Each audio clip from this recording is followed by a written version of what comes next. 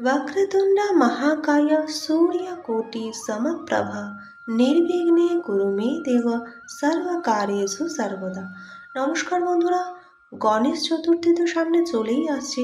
গণেশ চতুর্থীর সমস্ত বিষয় জানতে হলে ভিডিওটি অবশ্যই দেখতে হবে। তাহলে তোমাদের সবার কাছে অনুরোধ রইল ভিডিওটি স্কিপ না করে পুরো দেখবার জন্য।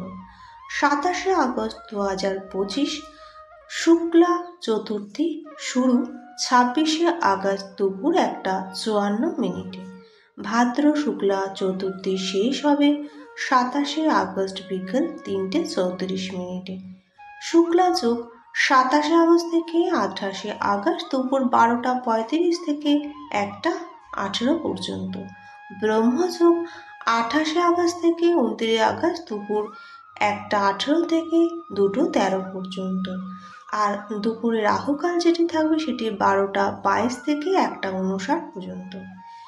গণেশ চতুর্থী পুজোর সর্বোত্তম সময় হলো 27শে আগস্ট দুপুর 11:05 থেকে দুপুর 1:40 পর্যন্ত। আর রাহুকাল এড়িয়ে চলার জন্য সেই সময়টা থাকবে 12:22 থেকে দুপুর 1:59 পর্যন্ত।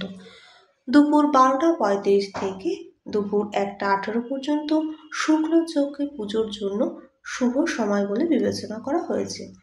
এই উৎসব অত্যন্ত উৎসাহ উদযাপনার সাথে পালিত করা হয়।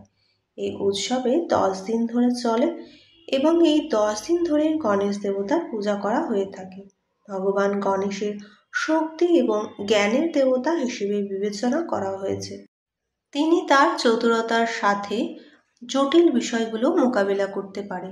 গণেশ ছাড়াও তার আরও কিছু নাম রয়েছে, যেমন ধূম্রকেতু, একদন্ত, বক্রতুণ্ড, সিদ্ধিবিনায়ক, এছাড়াও আরও অনেক কিছু। সমস্ত দেবতার আগে গণেশজির পুজো করা হয় এবং তার বিসর্জন করা হয় 10 দিন পর, অর্থাৎ অনন্ত চতুর্দশীর দিন, যেটি এবার 6 সেপ্টেম্বর পালন করা হবে।